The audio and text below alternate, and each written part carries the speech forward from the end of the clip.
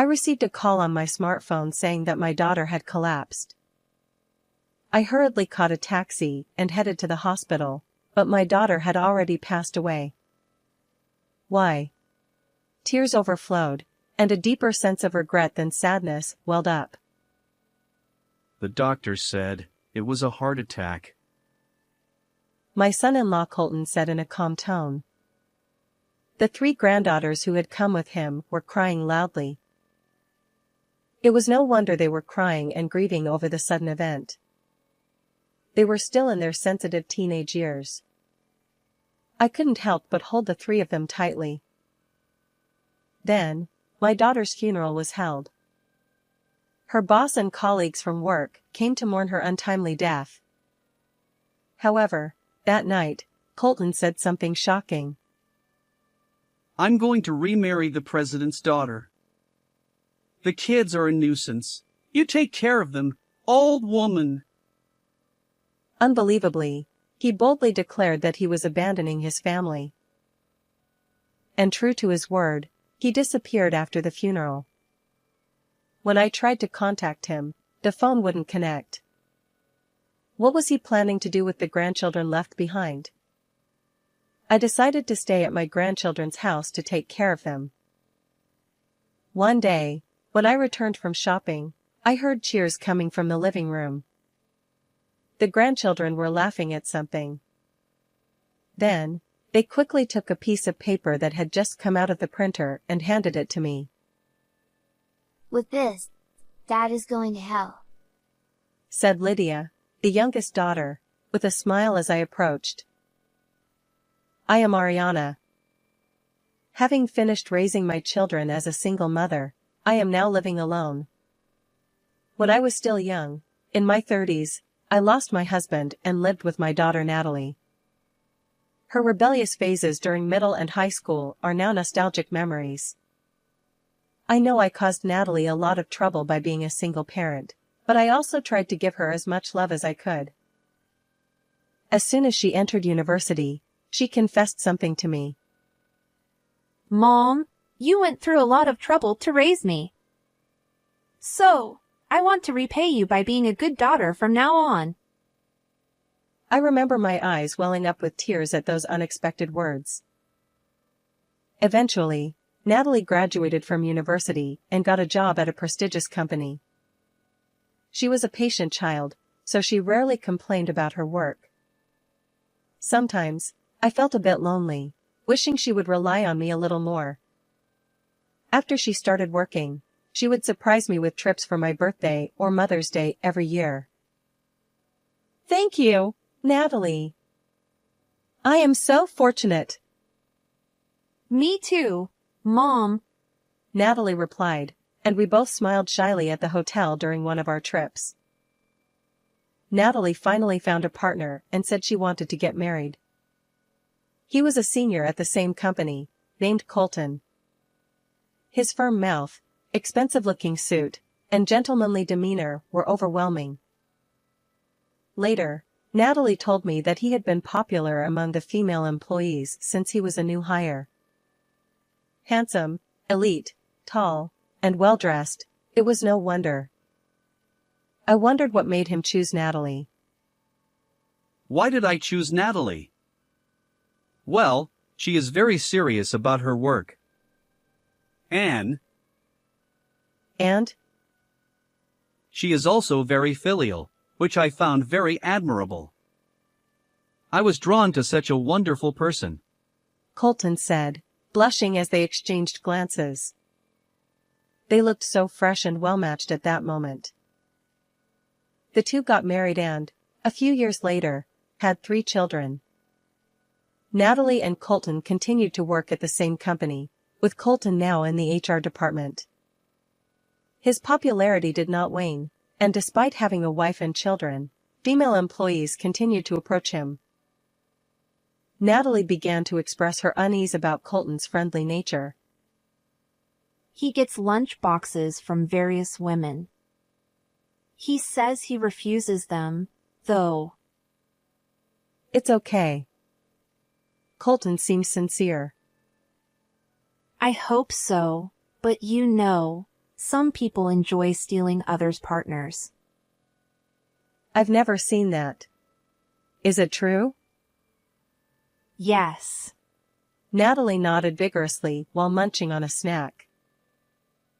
Since giving birth, I felt that Natalie had become stronger in many ways. As a wife and mother, she was updating her inner self. However, whenever she was troubled, I always tried to be there for her. As for the grandchildren, the eldest, Elena, and the twins, Lillian and Lydia, were all girls and very close. The three sisters grew up quickly, with Elena now in her 9th grade and Lillian and Lydia in the 5th grade. Despite the age difference, they all shared a love for mystery novels. Last Christmas, they asked for the complete works of Conan Doyle as a present. I wondered if it was something for elementary and junior high school students to read. But they all laughed and said, "We're mystery geeks." Their room is filled with mystery novels. I always see my grandchildren during the summer holidays when the three of them come to stay with me, and they are very attached to me. "Grandma, let's go to the movies," said Elena. They're showing Agatha Christie, said Lillian. I want popcorn too, added Lydia. Even though it's only for a few days, seeing their beaming smiles makes me want to do anything for them. All right, let's go then, I said. Natalie had told me not to spoil them too much, but that was difficult. One summer day, during a heat wave, I received a call on my smartphone saying that Natalie had collapsed. What? Colton, is that true? My hands trembled, and my heart felt like it was being crushed. Colton, however, calmly informed me of the hospital where Natalie was, as if it were a routine matter. I hurriedly caught a taxi and headed to the hospital where Natalie and Colton were. By the time I arrived, Natalie had already passed away. Tears overflowed, and a deeper sense of regret than sadness welled up. Why? I called Natalie's name over and over. I wanted her to respond. But her tightly closed eyelids never opened again. The doctor said it was a heart attack, Colton said. The granddaughters who had come with him were crying loudly. It was no wonder they were crying and grieving over the sudden event. They were still in their sensitive teenage years. It was natural for them to feel insecure. I couldn't help but hold the three of them tightly. It's okay to cry, all of you. Let's say a proper goodbye to your mom. While hugging my granddaughters tightly in the hospital corridor, I looked at Colton. Why, Natalie, why? He turned his back to us, probably trying not to show his tears.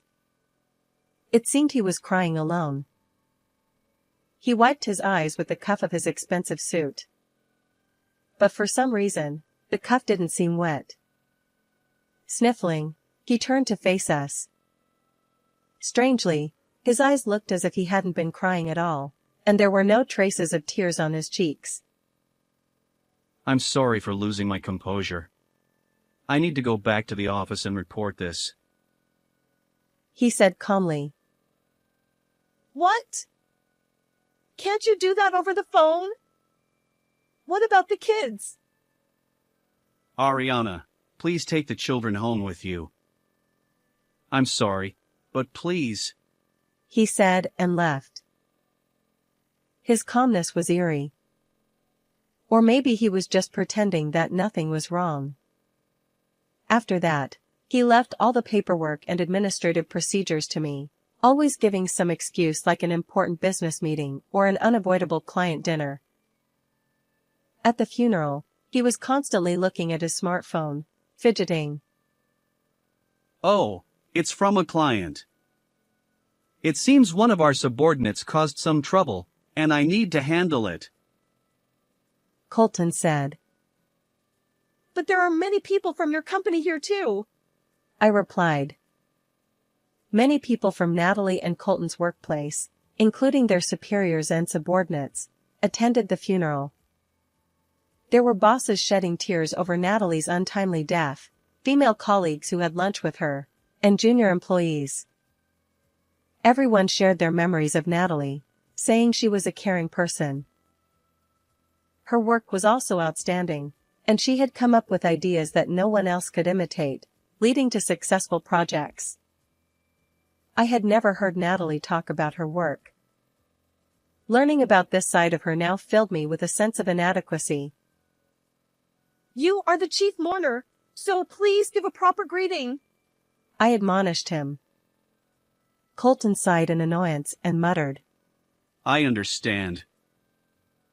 At that moment, a woman approached Colton. Colton, my condolences. She said, but changed her tone when she saw me. I was suspicious, but Colton didn't seem to mind and welcomed her happily. Delilah, you came. Despite being busy. Oh, Ariana, this is Delilah. Colton suddenly became talkative and even revealed that she was the president's daughter. Watching the two of them, I noticed they seemed unusually close. It didn't seem like they were old acquaintances or childhood friends. Despite being at a funeral, Delilah clung to Colton and wouldn't let go, as if to say, his side is my place. My intuition, which I didn't want to rely on, told me something was wrong. That night, after the grandchildren had gone to bed, I confronted Colton about her. Her? Oh, Delilah. Well, she's like my girlfriend, he said irritably. I couldn't believe my ears. Girlfriend. After getting married, I realized. Natalie is plain, not interesting, and not glamorous, he said. I stared at him, wondering what he was talking about. Even though we have money, she kept saving for the kids. He spat out in disgust. I was fed up with the poor lifestyle. Savings are necessary. You need money for the 3 kids' education. Natalie told me that too. That's why I said I wanted a divorce. Many times. Many times. But Natalie refused, saying it wouldn't be good for the kids. At least until they become adults, he said. For Natalie, who was raised by a single parent, she probably didn't want her daughters to go through the same experience. She always prioritized the kids and put me last. It's really annoying how serious she is, Colton said. I struggled to understand. Are there families that don't prioritize their children? Despite being an adult, he seemed to only think about himself. Colton, looking irritated, glanced at his smartphone and continued. So, I started seeing Delilah to blow off steam, and I strongly felt that it would be better if Natalie wasn't around. I was speechless, unable to say anything, while he calmly said, Well, it's just as well. I'm going to remarry the president's daughter. The kids are a nuisance. You take care of them, old woman, he declared boldly, abandoning his family. Before I could say anything, he quickly disappeared. Although he attended the funeral as the chief mourner, he left the house as soon as it was over, causing the grandchildren to panic. When I tried to contact him, he didn't answer the phone. It seems he even took paid leave from work and hasn't been going to the office. Natalie never consulted me about the divorce. It was a matter between the couple, so it wasn't my place to intervene, but I still feel regret, thinking I might have been able to offer some advice. No, now is not the time to be sentimental, I said, slapping my cheeks with both hands and packing for a few days. I headed to the house where the grandchildren were and decided to stay there for a while. When they saw my face, they were relieved and started crying, causing a commotion. They must have been very anxious with their father gone too. "It's okay now, I'm here," I said, hugging the three of them tightly to calm them down before preparing dinner and doing the laundry. When I glanced at the calendar, I saw a date circled in red pen with the words "Summer Vacation Starts" written on it. It seems like it will start next week. Grandma, you came to our house this year. Lillian said, hugging my waist tightly. Her eyes were red from crying earlier. With an innocent expression, Lillian stared at me for a moment before pattering out of the living room. Elena and Lydia didn't say anything, but they seemed to be trying to cope with this reality. While spending time with them, I started sorting through Natalie's belongings. As I picked up each item, memories of Natalie flooded back. Why did my daughter, whom I raised with so much effort, have to leave so soon? God is unfair. Thinking of such thoughts, I picked up a diary. It had a combination lock, clearly different from the other items. Come to think of it, she mentioned something a few months ago, I recalled. Natalie had said, "If anything happens to me, please look at the diary with the lock." She had also told me the combination, saying she would only share it with me. It was the sum of the birthdays of Natalie, Colton, Elena, Lillian, Lydia, and mine. The dial had 4 digits, with the left 2 digits being the month and the right 2 digits being the day. 2788. It's open. What could be written inside? A will, perhaps? Although I didn't really want to look, my curiosity got the better of me, and I slowly turned the pages. If you are reading this diary, it means I have already left this world. It began. I was startled by such words. Too much reading of novels. I composed myself and continued reading, only to find something unbelievable written inside. No way! This can't be true! The diary detailed the suspicions of Colton's infidelity and the process of gathering evidence. It also touched on the working conditions at her company. There were records showing unreported overtime and instances where she was denied permission to go to the hospital despite complaining of poor health. She had hidden the recording data of those times in another place. I found the recording data and decided to listen to it immediately. It contained a harsh voice berating Natalie when she asked to go to the hospital. I couldn't understand why she was treated so harshly. It seemed that Colton had ordered her transfer to this strict boss. "Colton betrayed me and the children. He will pay for this," the diary concluded. Natalie had been preparing to demand compensation from Colton and his mistress with this evidence and to proceed with the divorce. I was surprised at how shrewd my daughter was. However, even though I found this, Natalie was no longer here. I threw away the diary and the recording data, thinking they were useless. The 3 sisters bravely continued going to school. I hoped they wouldn't overexert themselves. While doing everything I could, I watched over the 3 of them. A week passed, and the grandchildren started their summer vacation.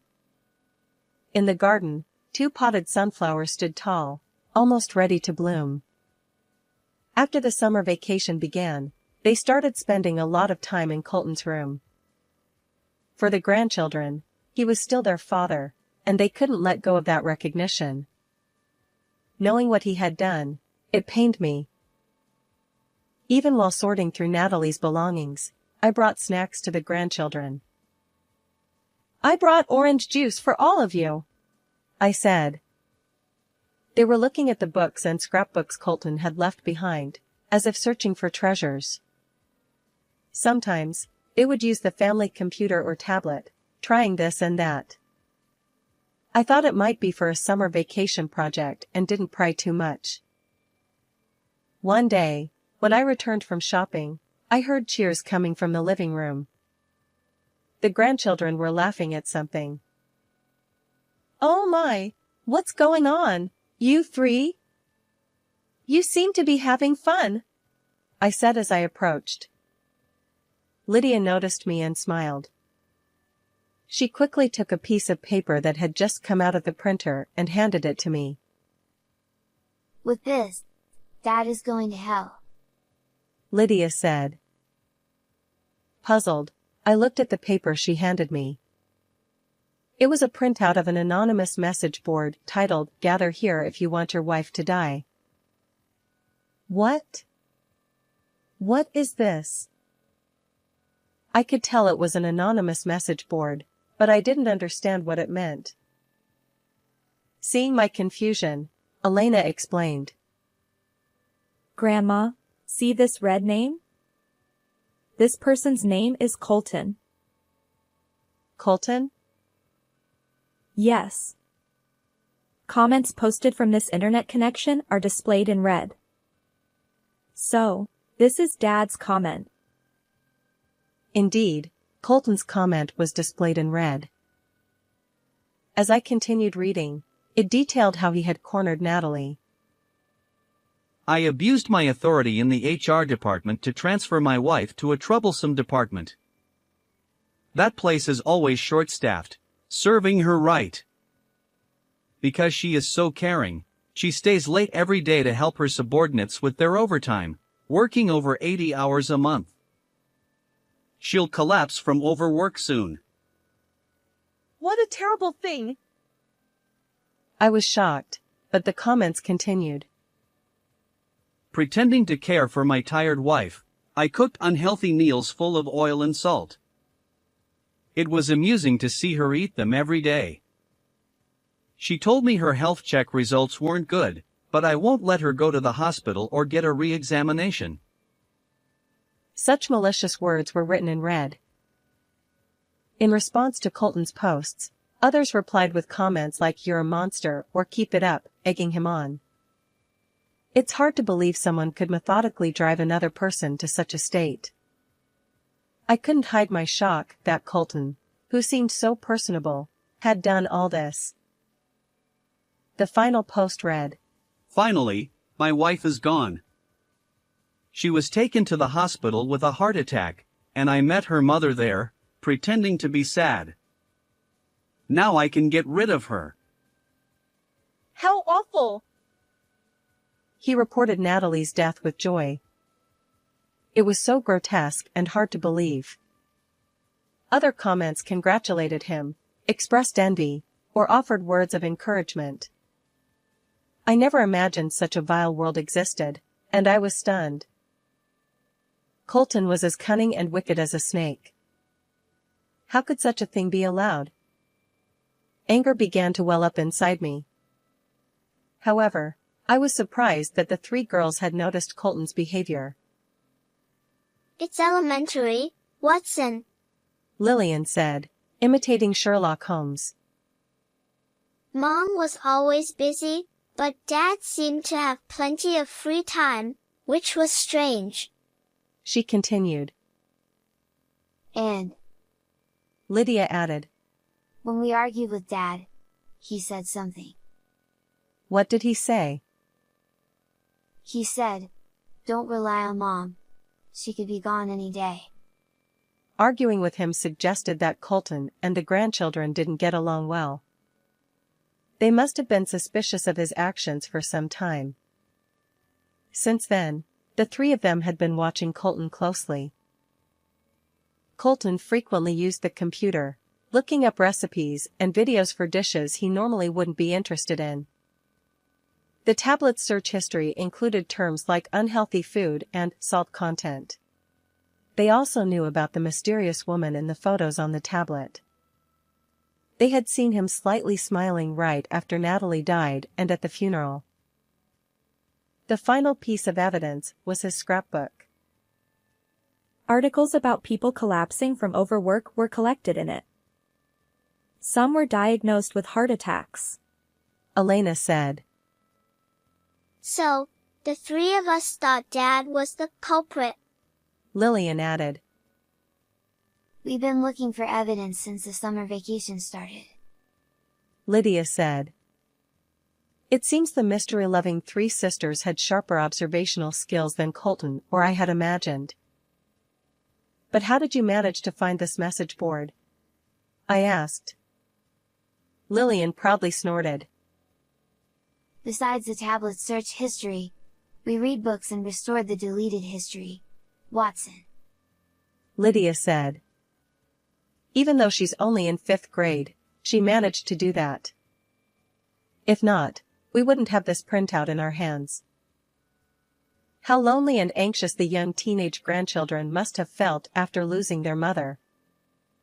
I remembered their faces, relieved and crying, when they came to this house.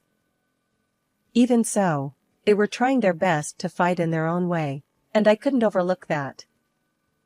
My eyes welled up with tears. Grandma?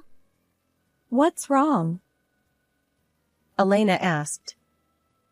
I couldn't let the efforts of these little detectives go to waste. I bit my lip, looked at the three of them, and thought of Natalie. He must face the consequences. I vowed that Colton would not escape and would fulfill his parental responsibilities. Thank you, all three of you. Leave the rest to Grandma, I said. Later, I visited a lawyer I knew. I consulted him about whether we could claim compensation based on the evidence the grandchildren had found and their testimonies. He looked closely at the printouts from the message board and the search history evidence, but his face clouded, saying it might not be enough. Then, can we use this as evidence? I asked, showing him the diary and the recording data found among Natalie's belongings. I'll take a look, he said, flipping through the diary and listening to the audio data. He then said that combining this diary would significantly strengthen our case and provide grounds for claiming a large amount of compensation. Additionally, we might be able to secure child support. I then sent copies of the audio data and the diary's contents to Natalie's company. I addressed it to the supervisor who had come to the funeral and cried, asking for an internal investigation. The supervisor immediately took action. He reviewed the audio data and the diary and shared them with the executives. The executives learned that Colton had used his authority in the HR department to corner his wife, Natalie, who was also an excellent employee. The executives were furious and summoned Colton. The investigation proceeded by verifying the facts and interviewing other employees, leading to Colton's dismissal. Considering his actions, it was a deserved consequence. Later, I happened to run into him on the street, but he was unrecognizable. His beard was unkempt, and his once high-quality suit was wrinkled. Ariana! Because of you, my life has fallen apart! He exclaimed. I frowned, wondering what he was talking about. After all, I had lost my precious daughter. Upon hearing the details, it seemed that his mistress, Delilah, had dumped him shortly after he was forced to resign. Even someone like me, you'll stay with me, right? Colton had asked, to which Delilah coldly replied. Ha! I can't be with an unemployed old man. They had been living together, but that ended too, and now he was living alone in a shabby apartment. You've drained me of compensation and child support. It's been terrible. He complained, grumbling that his savings were nearly depleted due to keeping up with the president's daughter's spending habits. I felt more anger than sadness. I wanted to chase after him and slap his face. However, the fact that he didn't ask about the grandchildren showed that he no longer had any love for his family. Realizing that nothing would affect him, I gave up. It was much happier to focus on raising the 3 grandchildren than to hate him. After Colton resigned, several company executives visited our home. They came to apologize for Natalie. They regretted not being able to grasp her situation and driving her to death.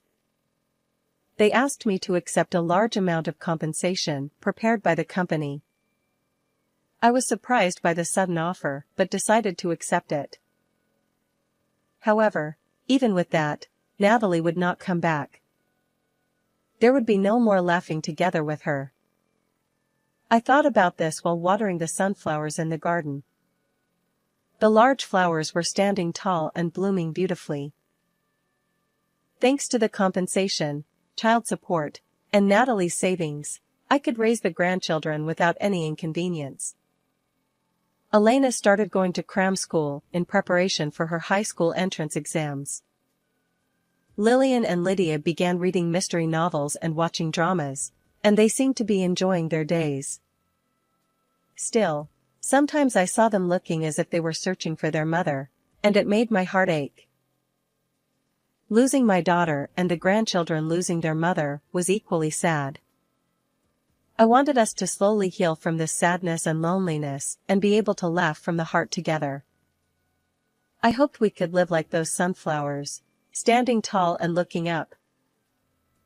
How did you like this story? Please don't forget to subscribe to the channel.